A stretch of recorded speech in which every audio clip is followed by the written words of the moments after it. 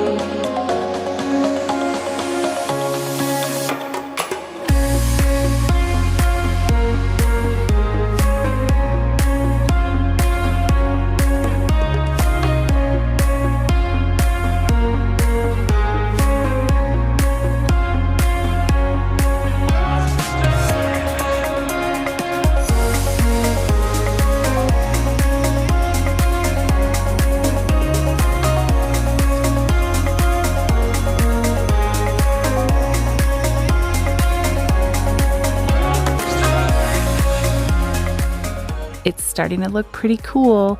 So now I'm going to grab an even smaller dotting tool and we're really going to fill in the colors. So tiny dots wherever I can see kind of blank space with the rock, and I'm going to try and fill those in as much as I can. And you're also going to notice that I kind of extend the colors into each other. You can kind of see how the orange is bleeding into the red a little bit and the red is bleeding into the orange, and that's just kind of the transition of how the colors blend together.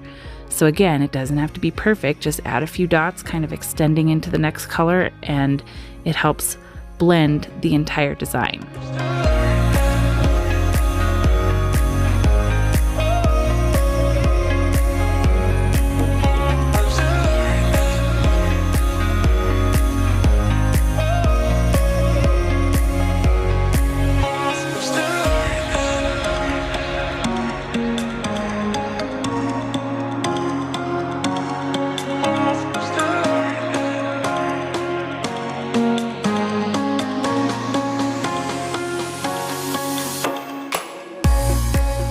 Look how cool this looks once it's all filled in, and just wait till you see it with the resin on there.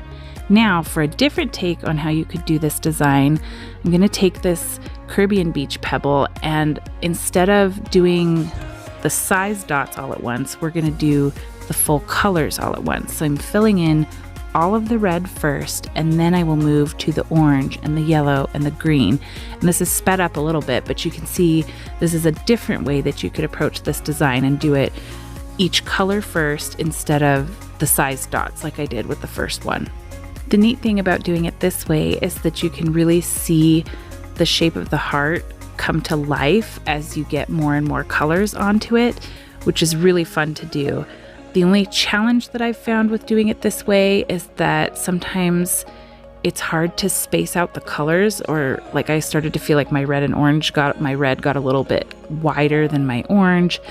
And so the first way that we did it kind of allows you to space out your colors and then fill it in, and kind of you can even them out by blending the colors together. But it really works either way, and just look how neat this is as you're watching the heart take shape.